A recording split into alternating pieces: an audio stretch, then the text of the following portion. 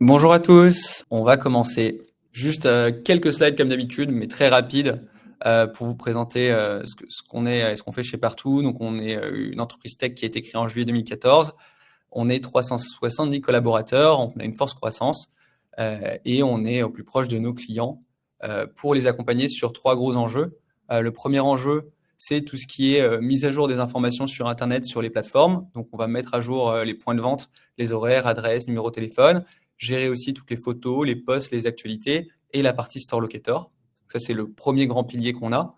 On va avoir un deuxième pilier qui est autour des avis, la gestion des avis pour les retailers, les points de vente sur Google Maps, Facebook, etc. Et on va avoir aussi du suivi de la concurrence sur le SEO et les avis. Ça, c'est la deuxième partie, ce qu'on appelle feedback management et review management. Et on va avoir une troisième partie sur les messageries, WhatsApp, Facebook, Instagram et sites web. Donc, notre travail, c'est d'accompagner les retailers dans leur transformation digitale. Et depuis un peu plus d'un an et demi, on se penche énormément sur tous les sujets d'intelligence artificielle, notamment dans la réponse aux avis et la réponse aux messages.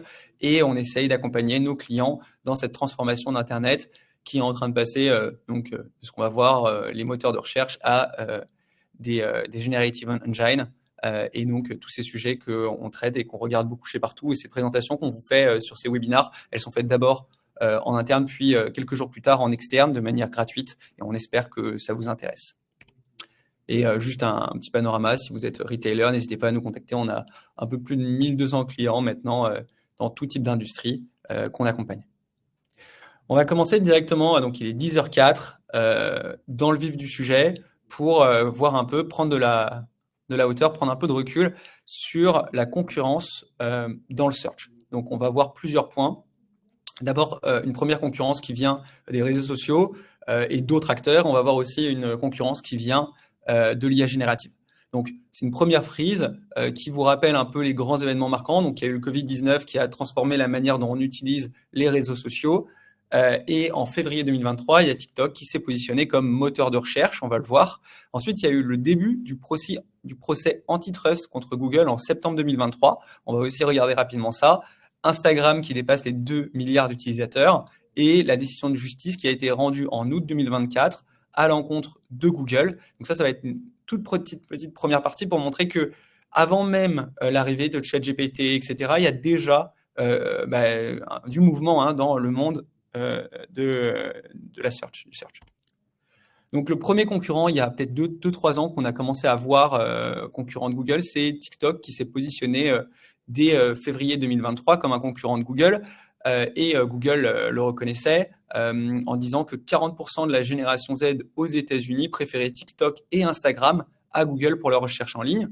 Donc ça, c'est un senior VP chez Google. Pourquoi ils préfèrent TikTok ou Instagram pour chercher des restaurants, pour chercher des hôtels, etc. C'est parce que c'est des moteurs de recherche qui ne nécessitent pas forcément qu'on tape des choses, mais c'est plus une découverte immersive. Donc c'était important de le rappeler que déjà TikTok et Instagram sont positionnés comme concurrents de Google. Ensuite, je vais juste rappeler aussi le procès qu'il y a eu aux États-Unis contre Google, donc le gouvernement américain contre Google, au niveau d'une situation de monopole. Donc en août 2024, donc c'était cet été, il y a eu une décision de justice qui a été rendue pour dire que Google était dans une situation illégale puisqu'il maintenait un monopole sur la recherche en ligne. Pour vous donner un peu les tenants aboutissants de cette histoire, ça a commencé donc il y a un an, en septembre 2023, et le procès a mis en évidence que Google payait Apple, Samsung et d'autres sociétés, donc c'est 26 milliards, donc c'est une somme massive, payée à Google et Google payait à Apple pour que Apple mette sur Safari Google en priorité, donc en moteur de recherche par défaut. Donc Safari, pour rappel, c'est un navigateur web. Google a son navigateur web qui est Chrome, mais Safari est beaucoup utilisé, notamment sur les iPhones, et Google a décidé de payer Apple 20 milliards de dollars par an, donc une partie des 26, pour que tous les iPhones aient Google en moteur de recherche par défaut. Et donc, on observe deux choses. D'une part, c'est qu'ils payent pour être en priorité, donc contre Bing ou Yahoo. Et le deuxième point qui est intéressant, c'est la citation qui est mise juste en dessous par le juge, qui dit que la perspective de perdre des dizaines de milliards de dollars de revenus garantis par Google dissuade Apple de lancer son propre moteur de recherche alors qu'elle en a les capacités.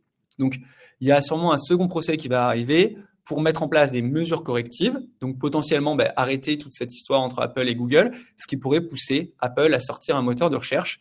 Et il y a aussi des gens qui évoquent la scission d'Alphabet, donc la maison mère de Google. Et ça, c'est un point qui est important parce que ça veut dire que Google est remis en cause sur cette partie-là, ce qui pourrait donner plus de place à Yahoo et à Bing.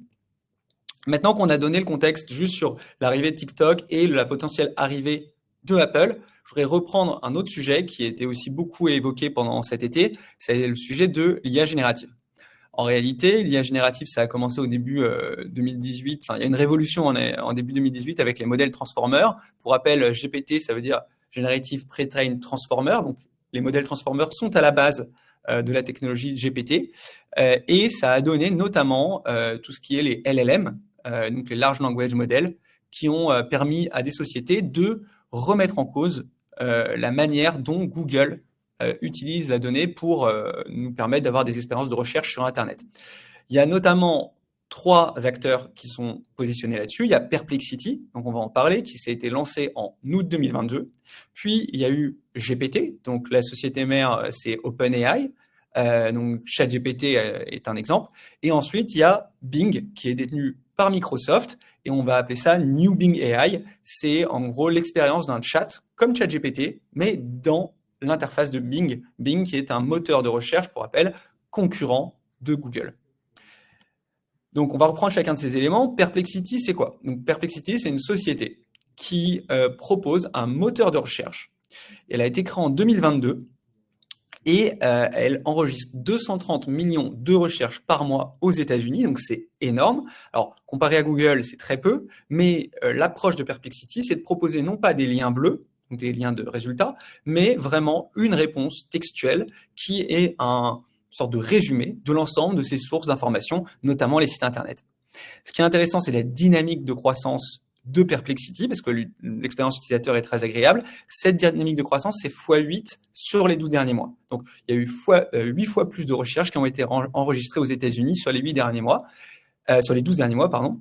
Et aussi assez intéressant de voir les investisseurs de Perplexity, notamment Yann Lequin, qui est Chief Technology Officer de Meta, mais aussi l'ancien CEO de GitHub, Jeff Bezos, donc côté Amazon. Et donc, c'est un point important de voir que Perplexity est en croissance.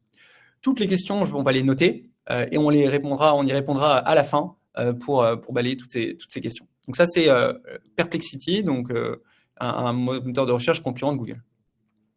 OpenAI a directement, donc ça c'est la photo à gauche, c'est Sam Altman. Sam Altman a mis un tacle il y a peut-être plus d'1 an à Google en disant que le monde n'avait pas besoin d'une copie de Google parce qu'il trouvait ça ennuyeux.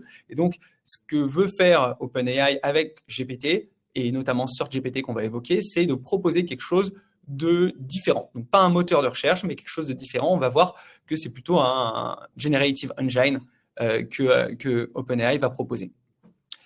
Dans le même temps, donc pour rappel, Microsoft détient Bing, et donc Bing lance plein d'initiatives autour de l'IA, notamment New Bing dont on va parler, mais Microsoft est aussi l'investisseur dans OpenAI qui détient GPT. Okay, donc, il y a toute une dynamique de Microsoft qui tente de percer sur ce sujet des moteurs de recherche. À gauche, vous avez aussi Copilot, qui est un assistant IA du quotidien. Et vous voyez, en dessous de Copilot, il y a marqué « Quelles ont été les inventions les plus influentes de l'histoire de l'humanité ?» qui est souvent une question qu'on aurait tendance à poser plus sur Google que dans un assistant.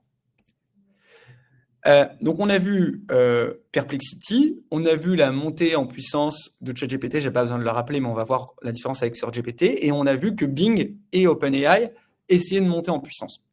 En face, Google a été obligé d'accélérer sur le sujet de l'IA générative.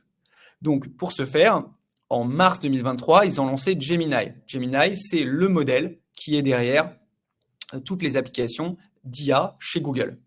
Puis, ils ont lancé Google SGE en mai 2023. Vous voyez, c'est comme une réponse à la menace que représentent Perplexity, OpenAI et Bing. Donc, Google SGE, c'est en test une manière d'utiliser l'IA générative pour l'inclure dans les résultats de recherche. Et ensuite, AI Overview en mai 2024, soit 1 an après Google SGE. AI Overview, c'est le nouveau nom qui a été donné à Google SGE et qui a été libéré, enfin mis en production, comme on dit, pour tous les utilisateurs aux États-Unis. Et Bing, qui avait lancé une interface conversationnelle, comme on le voit à gauche, en février 2023, a lancé, juste après AI Overview, le concurrent direct des AI Overview qui s'appelle Bing Generative Search. Et là, on va vous montrer les interfaces pour que vous puissiez un peu plus vous projeter. Donc, pour rappel, Gemini, c'est le LLM, c'est-à-dire le modèle derrière toutes les applications de Google.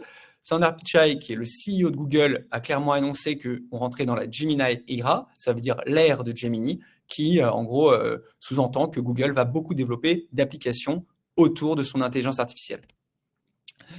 On le disait aussi, donc, avant l'été, AI Overview a été roll-out, c'est-à-dire diffusé aux États-Unis et dans plusieurs pays à venir. La France pourrait être un des pays dans lesquels AI Overview va être mis en place et on va voir ce que propose AI Overview. Concrètement, AI Overview, donc c'est le nouveau nom de Google SGE, c'est une sorte de bloc qui vient se mettre dans votre moteur de recherche et vous avez en fait une réponse à votre question directement qui est un résumé généré par IA et vous avez les sources à droite. Ce bloc, on appelle ça un AI snapshot et il est au-dessus des résultats organiques. Les résultats organiques sont les liens bleus que vous connaissez. Aujourd'hui, aux États-Unis, ça représente environ 10 à 20% des recherches. Donc, toutes les recherches ne génèrent pas une AI Overview. Et ce rollout, il est progressif, c'est-à-dire qu'au fur et à mesure, de plus en plus de recherches vont avoir ce bloc. C'est important de distinguer deux choses, l'AI Overview et la position 0. Donc, l'AI Overview, c'est quoi? C'est un texte généré par IA, mais qui provient de plusieurs sites Internet différents et qui est un résumé. Et donc, c'est vraiment de l'IA générative. Chaque texte sera différent en fonction de la question qui est posée. Et ce texte n'appartient pas, ne provient pas que d'un seul site. Contrairement à la position 0 que vous pouvez voir en dessous, qui est vraiment un extrait. Alors, on va voir un peu comment ça s'appelle, c'est les featured snippets ou les extraits optimisés en français, qui sont vraiment des blocs de texte. Et donc, c'est deux choses complètement différentes, il ne faut pas les confondre. Donc, l'AI Overview sur mobile, ce qui est intéressant quand vous le voyez ici, c'est que l'IA va générer à gauche, vous le voyez en violet, le texte, et en fait, ce AI Overview va prendre tout votre téléphone. Et donc, c'est ça qui va capter l'attention de la majorité des internautes à l'avenir et beaucoup moins les sites Internet. Ce qui est intéressant, c'est que les AI Overview aux États-Unis ne sont pas désactivables. Donc, en fait, il n'est pas possible de les retirer. Et donc, c'est vraiment un choix de Google de pousser ça et ça devrait arriver en France en 2025. Le problème, c'est que toutes les réponses ne sont pas top et c'est ça qui a causé un peu de problèmes aux États-Unis. Donc, cheese not sticking to pizza, donc c'est-à-dire le fromage ne colle pas à la pizza. La réponse, c'est d'ajouter de la glu non toxique. Donc, beaucoup de discussions autour de ce sujet-là, beaucoup de moqueries sur Internet autour de ces AI Overview. Mais Google garde le cap et continue à pousser cet élément parce qu'ils sont persuadés que le futur d'Internet sera basé sur l'IA générative. Et beaucoup se moquent de AI Overview, mais ce qui est intéressant, c'est que l'ensemble du marché va dans ce sens. Donc, on va voir sur GPT, mais un autre exemple, c'est Bing. Donc, Bing, c'est un moteur de recherche comme Yahoo ou Google, et donc c'est un concurrent de Google. Et ce qui est intéressant, c'est qu'il y a une dizaine de jours, même pas, Bing a annoncé l'équivalent de AI Overview. Donc, oui, Google est moqué pour AI Overview, n'empêche que c'est eux qui drive la tendance. À quoi ça ressemble les AI Overview dans Bing? Donc ce qu'on appelle le generative search. Vous voyez, à gauche, ce que vous voyez, c'est l'interface de Bing, telle qu'elle est actuellement, et c'est une nouvelle forme d'interface. Et en fait, vous avez ce petit carré bleu, que je vous ai mis en bleu pour bien le voir, qui est en fait un texte généré par IA. En dessous, vous avez les sources. Et à droite, pour ceux qui aimaient bien encore les liens bleus, Bing a décidé de maintenir l'interface classique avec les liens, celle qu'on appelle les SERP, les Search Engine Result Page. Mais vous voyez bien que sur la gauche, le carré bleu ne dispose pas de lien. C'est vraiment un texte généré par IA. Bing avait lancé New Bing, qui était une interface conversationnelle. Là, on n'est plus sur une interface conversationnelle, en tout cas pas comme un chatbot. On est vraiment sur un moteur de recherche, sauf que ce moteur de recherche va inclure un bloc généré par IA qui, chez Bing, s'appelle Generative Search et chez Google, s'appelle AI Overview. Maintenant, je vais remettre la frise. Donc, vous avez eu les modèles transformers, le Covid, Perplexity dont on parlait, qui est le même concept. Vous avez ChatGPT, puis New Bing, puis Gemini, Google SGE AI Overview, et juste après AI Overview, quelques semaines après, Google, donc OpenAI cet été a annoncé le lancement de Search GPT. Et ça a fait pas mal de bruit parce qu'on attendait ce lancement depuis un moment, puisque tout le monde se disait mais pourquoi OpenAI ne lance pas un moteur de recherche? Et donc ils l'ont fait, et ça a fait un peu moins de bruit que prévu, mais on va quand même regarder quelles sont les implications. Donc ça, c'est à quoi ressemble Search GPT. Donc c'est un prototype qui est proposé en wishlist, donc c'est-à-dire qu'il n'est pas accessible à tout le monde, il est accessible juste si vous avez mis votre nom, votre mail et que vous avez été sélectionné pour l'utiliser. Et vous voyez, c'est une interface qui permet d'avoir des liens bleus à gauche et potentiellement des textes générés. Donc, si on doit l'expliquer comme on l'a fait pour New Bing, vous avez l'interface de recherche. Ici, c'est Music Festival in Boone, North Carolina in August. Donc ça, c'est la recherche. Ensuite, qu'on peut modifier, on peut taper un texte. À gauche, vous avez une colonne qui vous permet de naviguer et d'afficher les résultats liés à des images ou les liens. Donc, soit vous affichez dans la colonne verte des liens, soit vous affichez des images. La colonne 2, donc c'est les liens ou les images que vous aurez sélectionnés en la colonne rouge. Et enfin, la colonne 3, c'est le texte qui a été généré. Et ce texte, vous voyez, il y a à la fois un texte, mais il y a aussi entre parenthèses, des sites qui sont cliquables. Donc, vous avez AppSummer, Wikipédia, Jones House Cultural Center.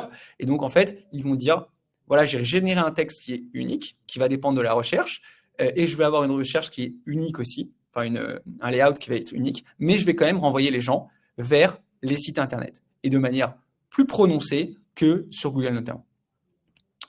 Autre point sur Search GPT, c'est que vous n'avez pas d'ads, contrairement à Google ou à Bing. Donc là, Search GPT s'affranchit de la contrainte des ads et donc propose quelque chose d'un peu différent. Après, est-ce que ils pourront le maintenir? Ça, c'est une vraie question, parce que ça coûte quand même très cher de générer ces réponses. Et l'autre point, c'est qu'il y a cette interface conversationnelle qu'on connaît déjà dans AI Overview. Et donc là, on reste sur une sorte de chatbot mêlé à du search.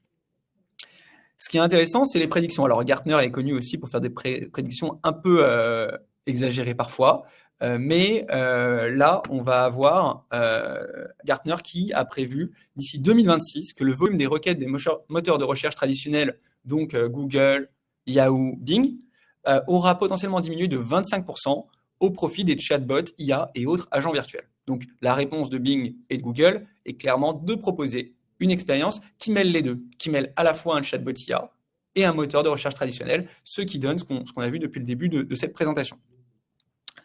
Si on résume, dans cette nouvelle ordre qui est en train d'émerger autour des moteurs de recherche boostés par IA générative, il y a 3 grands blocs.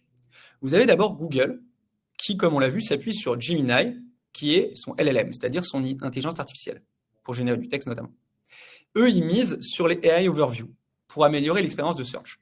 Donc, Google et AI Overview, c'est vraiment l'écosystème de Google. En parallèle, ils ont aussi un projet qui s'appelle le projet Astra, dont vous avez peut-être entendu parler, qui vise à créer plutôt un assistant vocal ou un assistant du quotidien, un peu l'équivalent de Copilot. Mais si on se focalise sur les moteurs de recherche, c'est vraiment les 2 termes à retenir, c'est Gemini et AI Overview. Ensuite, au milieu, vous avez l'écosystème Microsoft. Microsoft, en fait, ils vont jouer les choses sur 2 tableaux. Le premier, c'est sur Bing, puisque Bing offre une expérience de recherche générative. Et le deuxième tableau, c'est en étant un investisseur majeur dans OpenAI et donc dans Search GPT. Et ce qui est intéressant, c'est que Search GPT, ce nouveau moteur de recherche, se nourrit de Bing Index. Donc, il y a une sorte de synergie entre Bing et Search GPT. C'est pour ça qu'on les met ensemble sous le nom de Microsoft. Et ensuite, en troisième, vous avez les autres acteurs. Dans les autres acteurs, on a vu Instagram et TikTok qui sont des manières dont que les gens peuvent utiliser pour chercher. On va aussi avoir Apple, puisqu'il y a des questions qui vont se poser suite à ce procès antitrust qui a mis en évidence de la collusion entre Apple et Google. Donc, Apple pourrait lancer son moteur de recherche dans les prochaines années. Et vous avez bien sûr Perplexity, donc des nouveaux entrants. Et on pense que potentiellement, il y aura 2 nouveaux entrants en plus que Perplexity, même si Perplexity est aujourd'hui le plus connu et le plus en vogue. Donc voilà, ça, c'est les forces en présence. Maintenant, dans ce webinaire, on avait parlé d'une transformation. qui dit qu'on va passer du SEO au GEO. Donc, ça va être la deuxième partie de ce webinaire. Vous avez le contexte, donc des nouveaux acteurs, des nouveaux entrants, des nouvelles manières de chercher, avec quand même certaines similitudes. Et il faut réfléchir à quel est l'impact pour les sociétés qui font du SEO, mais aussi pour les annonceurs, pour les agences, tout cet écosystème. En quoi ça change les choses? Et en particulier, en quoi ça change aussi des choses pour partout, puisque c'est dans ce cadre-là que nous, on a commencé à travailler sur ce sujet-là. Donc, depuis 30 ans, le web est structuré en SERP. Donc, les SERP, c'est le web tel qu'on l'a connu, c'est-à-dire les Search Engine Result Page. Donc ça, c'est un terme que vous connaissez sans doute, et c'est finalement le framework utilisé par Google notamment, mais aussi par tous les moteurs de recherche. Et votre but, c'est de monter dans les résultats, notamment par plein d'effets SEO, notamment les backlinks, c'est-à-dire les liens qui se redirigent vers votre site. Donc ça, c'est vraiment le SEO, c'est comment je remonte. Donc, clairement, le SEO, ça correspond à l'ordre des sites web. Donc là, si je tape partout, quel est le site qui remonte en premier? Et on va avoir un ensemble de techniques qu'on appelle le Search Engine Optimization. Et l'idée, c'est de travailler à la fois le contenu, la structure du site et les backlinks. Donc ça, c'est le SEO que vous connaissez sans doute. Maintenant, l'IA, comme on l'a vu, transforme l'expérience de recherche sur Google et sur toutes les plateformes. Donc, à gauche, quand je tape « Qu'est-ce que partout ?», on voit qu'il y a de sites partout, mais aussi les Échos, Le Point ou OzWeb. Donc là, on voit que mon objectif en tant que société partout, c'est de remonter en premier dans les résultats. Et à droite, quand je tape « Qu'est-ce que partout ?» dans SearchGPT, je vais avoir un texte qui est généré et qui va dire, voilà, ça a été fondé à telle année, qu'est-ce que le produit fait, etc. Et ce qui est particulier, c'est qu'à droite, je n'ai plus de lien de site, ou en tout cas, ils sont moins visibles. Donc, à gauche, l'enjeu, c'est vraiment de remonter dans les résultats, et à droite, c'est d'influencer ce contenu qui est généré par IA et qui s'appuie bien sûr sur des sources de données. En fait, Google AI Overview, SearchGPT, Perplexity fonctionnent sur le même principe. Ils vont tous fonctionner de la même manière, c'est-à-dire qu'ils vont récupérer de la donnée du web, la structurer, la retravailler et générer un texte par intelligence artificielle qui récupère toutes ces données et répond à la demande de l'internaute. Et donc, ils vont forcément utiliser une matière première pour faire ça, qui est composée des sites, des avis, etc. On va voir quelle est cette matière première. Mais ce que vous pouvez retenir, c'est que AI Overview, SearchGPT et Perplexity ont un fonctionnement similaire. Et là, on va vous expliquer comment ça fonctionne. Donc, imaginons, vous êtes sur Google et vous tapez « Qu'est-ce que partout ?» Là, cette requête va être envoyée à un Generative Engine. Un Generative Engine, c'est différent d'un Search Engine, puisque le Generative Engine ne va pas vous proposer des liens bleus, mais un texte généré par IA. Là, on a mis 3, Google AI Overview, SearchGPT et Perplexity, mais on aurait pu aussi ajouter Newbing. Cette requête qui est envoyée au Generative Engine va permettre au Generative Engine de faire une recherche sur Internet. Donc là, il va aller chercher dans les liens bleus. Cette recherche, elle utilise ce qu'on appelle du RAG, Retrieval Augmented Generation. Ça, vous n'avez pas forcément besoin de tout comprendre, mais l'idée, c'est que ça va chercher sur Internet pour ensuite, vous voyez, là, donc là, c'est le même schéma. Qu'est-ce que partout? Generative Engine, je vais chercher sur Internet et je génère une synthèse qui est textuelle. Cette synthèse, elle s'appuie sur plein de données et elle va être affichée dans l'expérience de recherche. Donc, à gauche, vous voyez, l'expérience de recherche, il y a bien le texte généré par IA et les liens bleus juste en dessous. Donc, les deux mondes se mélangent, à la fois le texte, mais aussi les liens. Donc, le SEO n'est pas mort, puisqu'il y aura toujours des liens, et l'enjeu, c'est de remonter dans les résultats. Mais ce qui est intéressant, c'est qu'il y a ce bloc, et vous voyez comment ça fonctionne. Ça s'appuie sur les données du web, via le RAG, si vous entendez ce terme, qui est un terme de plus en plus utilisé dans l'intelligence artificielle, notamment dans le traitement naturel du langage. Si vous voulez mieux connaître tout ça, on organise des séries de webinars qui s'appellent l'IA Academy, mais c'est sur la formation, des formations sur l'IA. Il y a eu plusieurs webinars qui ont été faits. Donc, le premier webinar a déjà 1500 vues en replay. C'est sur les différentes formes d'IA. Après, vous avez un autre webinar qui est plutôt sur le NLP. Et mercredi, on organise un webinar qui est sur l'entraînement des modèles. Et ça vous permettra aussi de mieux comprendre tout ça, l'entraînement des modèles, notamment d'intelligence artificielle. Et donc, ça a lieu mercredi. Donc, on a déjà 500 inscrits pour ce webinar. Donc, si on revient à notre histoire de GEO, Generative Engine Optimization, Si vous devez retenir de manière très simple qu'est-ce que le GEO, vous pouvez dire que le Search Engine Optimization, c'est faire en sorte que son site web remonte dans la liste des résultats, alors que le Generative Engine Optimization, c'est faire en sorte que son contenu soit repris dans les résultats générés par IA. Dans le premier cas, on est sur « je veux faire remonter les liens », et dans le deuxième cas, c'est « je veux influencer le texte qui sera généré ». Et les méthodes pour faire les deux ne sont pas les mêmes, et c'est assez intéressant de se plonger là-dessus, puisque le web est en train de changer. Pour faire du GEO, il faut comprendre comment les Generative Engines choisissent leurs sources d'information. Et ça va être le sujet de la prochaine demi-heure, c'est comprendre comment les GEO, les GE, donc les Generative Engines, vont chercher la donnée. De manière très simple, sur le web, vous avez deux types de données. La donnée structurée. Une donnée structurée, c'est un tableur Excel. Donc, c'est des colonnes, des tags, des informations qu'on peut structurer dans un tableau. Et de l'autre côté, vous avez ce qu'on appelle des données non structurées. Les données non structurées, ça peut être des vidéos, des textes, des photos. Le web est principalement non structuré, c'est-à-dire qu'il y a plein d'informations. Et après, Google essaie de taguer les informations pour le structurer. De cette donnée structurée et non structurée, les Generative Engines vont tout récupérer et via du RAG, aller chercher en fonction les bonnes informations et générer une réponse par intelligence artificielle. Donc, vous voyez très bien comment ça fonctionne. Et on va prendre quelques exemples en utilisant OpenAI, Google AI Overview et New Bing pour voir comment ils répondent. Et Perplexity, pardon, pour voir comment ils répondent. Donc, on va poser 3 fois la même question. What is an MBA? Donc, dans cette question qui est posée, comme vous le voyez, à SearchGPT, on a un texte qui est généré et plein de liens bleus que vous voyez qui renvoient vers les sources de contenu. Donc, on a bien l'expérience que je vous montrais tout à l'heure avec SearchGPT et on voit que les sites qui sont les plus utilisés, c'est Wikipédia, MBA.com et Coursera. Ça, c'est les sources d'informations que SearchGPT va utiliser pour générer la réponse à ma question qui était « What is an MBA ?» Maintenant, posons la même question à Perplexity. Donc, on voit que le layout, c'est-à-dire la manière dont la page est organisée, est un peu différente. Les sources sont sous la forme d'un carrousel et non pas sur une colonne à gauche. Mais ce qui est étonnant, c'est que les sources d'information sont les mêmes. Wikipédia, Investopedia, MBA.com et Coursera. Donc là encore, on est vraiment sur des sources qui sont similaires. Et puis, on peut faire la même chose sur Google. What is a MBA? Et là, on voit bien le AI Overview, que vous voyez qui est souligné en bleu, avec marqué Search Lab AI Overview, et en dessous, les sources. Et donc là, on voit que les sources sont un peu différentes avec PLNU, ISE, etc., plein de sites. IESE, pardon. Donc voilà, on a vu les 3 expériences.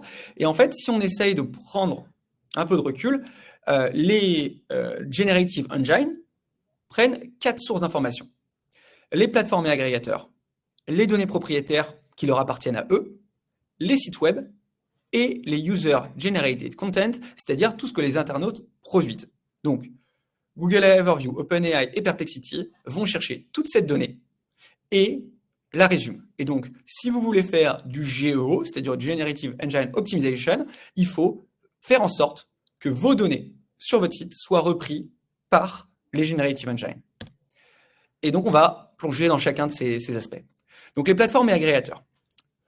L'IA, déjà, se nourrit de publisher. Donc ça, c'est un terme qui est très important à connaître. Le terme de publisher, c'est en fait les gens qui publient du contenu, qui vont servir les Generative Engines. Donc, ça va être de la presse, ça va être plein de sites qui sont jugés comme fiables. Et c'est ce que va permettre de faire le Knowledge Graph. Le Knowledge Graph, c'est un outil qui est fait par Google pour essayer de comprendre le monde, de définir des faits, des événements, des artistes, etc. Comme ça, si vous demandez je sais pas, une question sur un artiste, ils pourront vous donner la date de naissance, qu'est-ce qu'il a fait, etc. Donc là, on est vraiment sur le fonctionnement, sur la base de plateformes et d'agrégateurs de données. Prenons un exemple très concret. Je ne sais pas si vous connaissez Reddit. Reddit, c'est une société aux États-Unis qui produit énormément de contenu. Et depuis juillet 2014, donc cet été, Reddit a décidé de bloquer tous les moteurs de recherche et leurs robots d'indexation par IA pour qu'ils ne puissent plus afficher des posts pertinents, sauf s'ils payent. Et Google a décidé de payer. Donc, Google AI Overview va chercher des informations sur Reddit pour générer ses réponses. Parce que sur Reddit, il y a beaucoup de questions et de réponses. Mais Reddit bloque les moteurs de recherche des concurrents. Et donc, en fait, on voit que les producteurs de contenu sont dans une stratégie de faire payer les Generative Engine pour qu'ils aillent chercher ces informations. Donc là, on a le cas de Reddit et Google qui ont un partenariat payant, mais on va voir que OpenAI développe aussi ses publishers. Et ça, c'est aussi très intéressant. Donc, OpenAI aujourd'hui a 30 partenaires publishers, principalement, comme vous le voyez à gauche, des journaux comme Le Monde, le Financial Times, Axel Springer, The Atlantic, BuzzFeed, etc. Et donc, en fait, les journaux vont être payés pour que OpenAI, via SearchGPT, aille taper dans leur base de données. Et à noter que OpenAI utilise aussi ces contenus pour entraîner ces modèles. Parce que quand on veut entraîner un modèle d'intelligence artificielle, il faut beaucoup de contenu. Perplexity, dont on parlait plus tôt, travaille sur la même chose. Eux aussi, ils veulent développer leur réseau de publishers. Pourquoi? Parce que s'il n'y a pas de réseau de publishers, il n'y a pas de données, et donc pas de réponses, et donc pas de moteur de recherche. Donc là, Perplexity a beaucoup moins de partenaires que OpenAI, mais souhaite en avoir 30 d'ici fin 2024. Et comment ils comptent attirer ces publishers? En proposant ce qu'on appelle du revenu sharing. Donc, on n'est pas obligé de payer directement The Time pour utiliser ces données, on peut aussi partager les revenus. Et comment on partage des revenus? En faisant des revenus et donc en générant des ads. Et donc, Perplexity, qui depuis sa création en 2022 ne proposait pas d'ads, va commencer à proposer des ads en Q4 2024, donc d'ici quelques mois. Ça, c'est un document qui a fuité, qui a fait état de cette stratégie de Perplexity de commencer à monétiser son audience de 230 millions d'utilisateurs par mois. Et là, on va travailler sur un CPM, donc un coût par 1000 impressions, à environ $50, ce qui est plutôt élevé. Et les formats des ads vont être soit pour sponsoriser des questions en particulier, par exemple, comment ouvrir un compte en banque, ou alors faire de l'Ads Display à droite des résultats. Donc l'Ads Display, vous connaissez peut-être, c'est des affichages à côté de la recherche ou à côté quand vous avez des barres de pub sur certains sites. Donc soit on sponsorise des questions qui nous intéressent, par exemple, pour Partout, ce serait comment répondre à ses avis en ligne. Partout pourrait sponsoriser cette question pour faire en sorte que dans la réponse, il y ait une petite mention à Partout et à l'outil qu'on propose. Mais on pourrait aussi faire du display. Et ça, c'est une nouvelle manière qui peut être utilisée par Perplexity pour faire de l'argent et pour signer, comme on le disait, des nouveaux partenariats avec les publishers. Et Google aussi est en train de travailler sur des ads dans AI Overview, puisque pour rappel, Perplexity et Google se rémunèrent sur les ads, donc il faut quand même qu'ils réinventent leur modèle. Et le premier qui a été annoncé, c'est les ads de produits dans les AI Overview. Donc par exemple, si vous posez la question comment réparer ma porte, ça va vous répondre avec plein d'étapes, mais on va vous proposer une colle pour que vous puissiez l'acheter pour réparer votre porte. Et donc ces produits sont sponsorisés dans les réponses. Et c'est une nouvelle forme d'ads qui va, on pense, assez bien marcher, puisqu'on est vraiment dans des questions pratiques qui sont posées par les internautes. On a vu que Google, SearchGPT, etc., utilisent des données sur Internet, donc le Financial Times, Le Monde, etc. Mais ils ont aussi des données propriétaires. Ça, c'est très important, les données propriétaires, parce que plus j'ai de données propriétaires, plus je peux fournir des réponses simples. Si on demande à OpenAI où est-ce que je peux manger à tel endroit, ce qui est assez hallucinant, c'est de voir que les réponses qu'il fournit sont toutes fausses. Il va proposer des points de vente qui sont fermés ou pour des repas, il va proposer des ice cream, etc. Et cela montre que Google a quand même une avance sur SearchGPT parce que Google dispose de bases de données. Et ces bases de données propriétaires, OpenAI ne peut pas y accéder, même en payant. Donc, on voit que les bases de données propriétaires deviennent un élément clé de différenciation entre les Generative Engine. Donc, pour essayer de se battre, SearchGPT a annoncé qu'il voulait continuer à améliorer l'expérience dans les domaines comme les informations locales et le commerce. Donc, peut-être que demain, SearchGPT va essayer de construire une base de données point de vente pour répondre aux questions des utilisateurs sur SearchGPT. Mais pendant ce temps, Google avance assez vite. Donc, Google va avoir tout ce qui est Manufacturer Center, News Publisher pour toutes les actualités, les informations de travel et de flight, Google Business Profile qui est la base de données que Partout met à jour au quotidien pour des milliers et des milliers de points de vente, et Google Merchant Center pour les produits. Toutes ces bases de données, c'est des bases de données Google propriétaires qui vont lui permettre d'avoir des résultats qui sont meilleure que la concurrence. Donc, Google est déjà en train de travailler énormément pour que ces AI Overview incluent ces bases de données. Donc, un élément type, ça va être les Product Listing Page, ce qu'on appelle les PLPs, et qui vont montrer dans une expérience e-commerce des produits et qui ont une information bien plus complète parce qu'elles s'appuient sur Google Shopping. Or, AI Overview et donc SearchGPT n'ont pas accès à cette base Google Shopping et donc vont pas pouvoir proposer des expériences d'achat aussi agréables que Google. Donc ça, c'est un élément différenciant. Et pareil pour le AI Pack proposé dans AI Overview, Google ne pourra proposer ça alors que Perplexity ou SearchGPT ne pourront pas. Donc, OpenAI doit faire des partenariats avec d'autres sociétés. Donc là, ils sont en train de travailler pour intégrer Bing Index. Donc, on voit que Microsoft, comme vous pouvez le voir là, détient plein de sociétés. Alors, je ne sais pas s'il y en a qui connaissent, mais que savaient que Skype ou LinkedIn ou GitHub étaient des sociétés détenues par Microsoft. Donc, Microsoft a racheté ces sociétés-là et Microsoft détient Bing. Et comme ils ont investi beaucoup dans OpenAI, ils ont fait des partenariats entre Bing Index et SearchGPT. Et ça, Microsoft espère que ça va permettre à SearchGPT de rattraper son retard sur certains éléments clés, comme ses bases de données propriétaires. Donc, depuis le début, on a vu deux choses. Les Search Generative Engine vont chercher à la fois sur des agrégateurs, sur des bases de données propriétaires, mais bien sûr, ils vont aussi chercher sur les sites web. Et c'est là que rentre le sujet de comment faire apparaître les données de mon site web sur les Generative Experience. Donc déjà, on l'a vu tout à l'heure, on a distingué très clairement les positions 0, ce qu'on appelle les feature snippets ou les extraits optimisés de AI Overview. Donc c'est vraiment très différent. Donc si aujourd'hui vous voyez, comme là sur Partout, on tape qu'est-ce que le Presence Management, on voit que Partout a un extrait optimisé qui est affiché. Cet extrait optimisé, ce n'est pas de l'intelligence artificielle. C'est un texte qui est écrit sur le site de Partout qui remonte.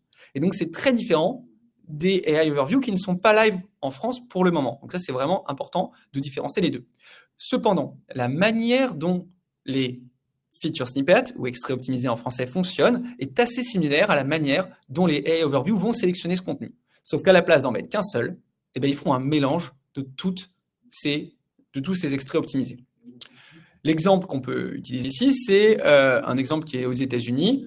Who is Kim Kardashian dating? Et donc là, on voit qu'il y a une réponse qui est générée par IA et qui va s'appuyer sur différents sites. Et ça, ce n'est pas une position 0, ce n'est pas un feature snippet, c'est vraiment une AI Overview. Comme vous pouvez le voir, j'écris juste ici au-dessus. Donc maintenant, la question, c'est comment je fais pour que les AI Overview, quand elles vont arriver, ou SearchGPT, ou New Bing, ou Perplexity reprennent mes contenus. Et c'est là où on rentre dans le GEO. Donc le GEO, on va s'appuyer sur 3 grands piliers: le contenu de qualité, la performance du site et les données structurées. Donc là encore, on est vraiment sur des bases du SEO. Donc finalement, c'est un peu les mêmes leviers, mais il y a quelque chose qui vont changer. Donc ça ne change pas beaucoup. Le contenu, il doit être informatif. Il y a un gros avantage qui est donné au FAQ et aux questions how to. How to, ça veut dire comment faire. Donc dès que vous produisez du contenu, c'est très important de structurer votre contenu sur la type de comment faire pour répondre à vraiment ces questions qui deviennent de plus en plus naturelles pour les utilisateurs. Il faut aussi utiliser des mots-clés avec des titres, des balises, des descriptions, des descriptions d'images, etc. Créer du contenu interactif comme des infographies ou des vidéos et mettre à jour régulièrement votre contenu. Donc ça, c'est un peu les bases. On va voir qu'il y a d'autres choses qui arrivent. En fait, il y a des études qui commencent à sortir sur le GEO. Et le GEO, on a dit que avait pour objectif que les moteurs les Generative Engine génèrent des textes qui s'appuient sur vos données. Et voilà des exemples de bonnes pratiques.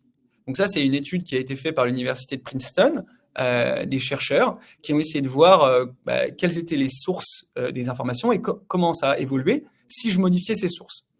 Donc, on vous a mis côté Partout, on vous a proposé celle qui était le mieux, c'est-à-dire celle qui augmentait le plus la probabilité que vos contenus sur votre site internet soient réutilisés par les Generative Engine. Le premier, c'est d'ajouter des citations. C'est-à-dire, si vous ajoutez des citations de sources crédibles, en fait, il semblerait que les Generative Engine aiment bien les citations, car les citations sont vues comme des éléments de réassurance, comme des arguments d'autorité, on pourrait dire. Et donc, quand vous prenez un texte et vous ajoutez des citations, vous augmentez la crédibilité du texte qui a plus de chances d'apparaître dans les Generative Engine. Le deuxième point, c'est l'ajout de statistiques. Ça aussi, c'est intéressant. Si vous dites, je sais pas, que 45% des données sur Internet ne sont pas mises à jour sur Google Maps, Apple Plan, etc., c'est-à-dire quelque chose que vous pourrez dire partout. Comme j'ai mis des statistiques, en fait, j'appuie mon propos via des données quantitatives, et ça va aussi améliorer votre propension à être utilisé par les Generative Engine. Donc, si vous avez un site, c'est pas mal de mettre des statistiques, des faits chiffrés pour booster votre crédibilité. Ça aussi, c'est un élément important. Le troisième point, c'est l'optimisation de la fluidité. Donc, c'est améliorer le texte. Donc, il faut faire des textes simples, etc. Le quatrième point, alors David, on pourra en débattre. Le quatrième point, c'est citer les sources. Citer les sources où vous avez tiré les informations, les termes techniques, faciliter la compréhension et modifier le style. Ça aussi, c'est assez intéressant. C'est-à-dire que si vous utilisez du conditionnel, il y a moins de chances que vous remontiez dans les résultats.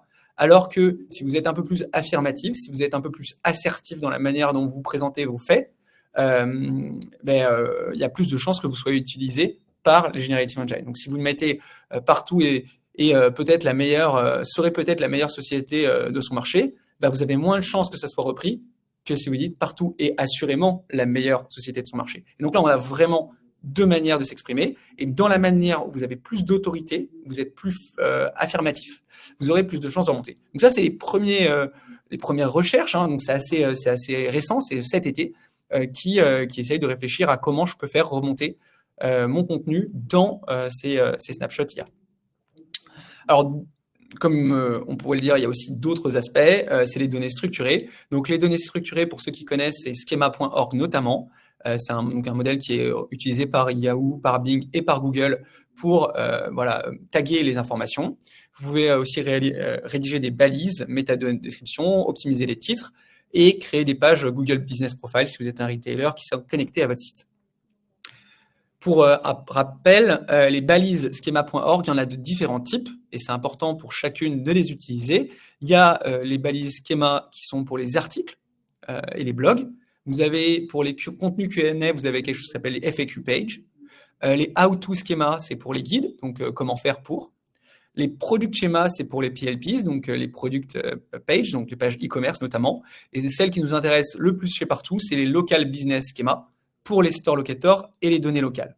Je vais me focaliser un peu plus sur ce qu'on appelle donc les local business schema. Sur un site store locator, vous voyez, vous avez les adresses, les numéros de téléphone, les horaires, les points de vente de votre réseau. Ce qui est intéressant ici, c'est que ces données, il faut les écrire, mais aussi il faut décrire ces données. C'est-à-dire dire ceci est une adresse, ceci est un numéro de téléphone, ceci sont des horaires. Et donc là, ce qu'on va utiliser, c'est dans le code. Quand vous allez sur un site, vous pouvez mettre inspecter. Et donc là, vous allez voir que dans le code, il y a des métadonnées qui vont permettre de décrire les textes. Donc si aujourd'hui, vous avez un store locator, donc le store locator, c'est l'endroit où vous avez vos points de vente. Si vous voulez que la donnée soit réutilisée, la donnée de votre store locator soit réutilisée par Perplexity, SearchGPT ou Google, il faut vraiment travailler ce qu'il y a derrière votre site, c'est-à-dire la partie technique. Donc, partout où on propose des refontes de store locator, ça va prendre à la fois toute cette partie technique, mais ça va aussi travailler sur la partie contenu, bien sûr la partie user experience, design, etc. Et tous ces éléments, comme on l'a vu, vont permettre de remonter dans les Generative Engine. Donc ça, si vous souhaitez qu'on travaille ensemble, vous pouvez nous demander de faire un audit, nous contacter sur notre site web pour un audit gratuit, bien sûr. Le troisième point, c'est la performance du site. Donc, il y a bien sûr les basises HTML, l'optimisation mobile. C'est pas paradoxal puisqu'on va peut-être moins aller sur les sites, mais il semblerait que tous les Generative Engine favorisent les sites qui sont optimisés mobiles. La vitesse de chargement. Il y a aussi plein de problèmes de crawler et d'indexation pour Bing ou pour SearchGPT ou pour Google Overview. Donc, parfois, votre site n'est pas indexé, c'est-à-dire qu'il n'est pas pris en compte. S'il n'y a pas d'indexation, ça veut dire que si je pose une question, on ne va pas utiliser votre contenu. Donc, c'est important de le faire. Et il y a aussi tous les paramètres de sécurité, comme le protocole HTTPS, pour ne citer que le plus important ou le principal, qui vont renforcer la sécurité et donc améliorer aussi la propension des Generative Engine à chercher votre donnée. Donc, on a vu les sources d'information. Il y a à la fois les agrégateurs de données, les bases propriétaires, les sites internet, et le quatrième élément, c'est les User Generated Content. Donc les UGC, c'est les informations que vous produisez en tant qu'utilisateur, en tant qu'internaute. Et ça, c'est extrêmement important parce que le web est aujourd'hui produit à la fois par les entreprises, mais aussi par vous. Quand vous postez un avis, quand vous postez une photo, quand vous faites un post sur Instagram, etc., c'est ce qu'on appelle les UGC. Donc, les avis en ligne vont prendre une importance capitale. Pourquoi? Parce que si vous mettez sur votre site que vous êtes la meilleure entreprise ou que votre produit est le meilleur, Google, Perplexity ou SearchGPT ne vont pas pouvoir savoir si ce que vous dites est vrai, parce que votre affirmation serait biaisée, puisqu'elle essaierait de mettre en avant votre propre produit. Donc, qu'est-ce qu'on va faire un Generative Engine? C'est de chercher des sources d'informations non biaisées, des informations neutres. Et pour trouver des informations neutres, rien ne vaut les avis clients, parce que les avis clients sont supposés non biaisés. Alors, on pourrait débattre de ce sujet, puisque les avis clients peuvent être biaisés, mais c'est moins biaisé que votre propre site. Donc là, on voit qu'il y a de plus en plus d'avis sur Internet et que les AI Overview et les SearchGPT vont se nourrir de ces avis. Donc, si vous devez lancer un projet sur 2024, ce serait avant tout d'avoir plein d'avis, d'y répondre et de les monitorer. Donc, Partout propose une solution de ce type-là pour tous les réseaux de points de vente, pour voir ce qui se dit sur vous, mais aussi pour collecter plus d'avis et potentiellement passer devant vos concurrents quand on vous demande, je sais pas, quel est le meilleur restaurant ou quelle est, je sais pas, la meilleure jardinerie à proximité. Un exemple sur AI Overview, où la question c'est les pros et les pros and cons de l'iPhone 15. Donc, on va avoir les pros à gauche et les cons à droite, et on voit que ces pros and cons sont tirés principalement exclusivement des avis, parce que ce serait trop difficile d'aller chercher directement sur les sites. Donc, pour récolter des avis, il y a plein de manières. Vous pouvez envoyer des textos, vous pouvez utiliser des QR codes, etc. Donc, n'hésitez pas à nous contacter si vous souhaitez lancer un projet autour des avis. Donc, le potentiel pour la suite, ça, je vais passer assez rapidement parce que on avait déjà évoqué ces sujets dans un précédent webinar sur AI Overview, mais je vais quand même rappeler les 5 grands points qui sont importants à avoir en tête pour essayer de comprendre quels sont les changements que les Generative AI vont permettre. Donc, ça va permettre des recherches plus longues, des réponses plus personnalisées, des questions plus complexes, de l'inspiration et du brainstorming et des vidéos, sons ou images. Donc, sur la partie recherche plus longue, vous avez cette slide. Et je pense que j'ai déjà donné pas mal d'informations pour cette session. Merci beaucoup pour votre attention, pour votre temps, et on vous donne rendez-vous pour le prochain webinaire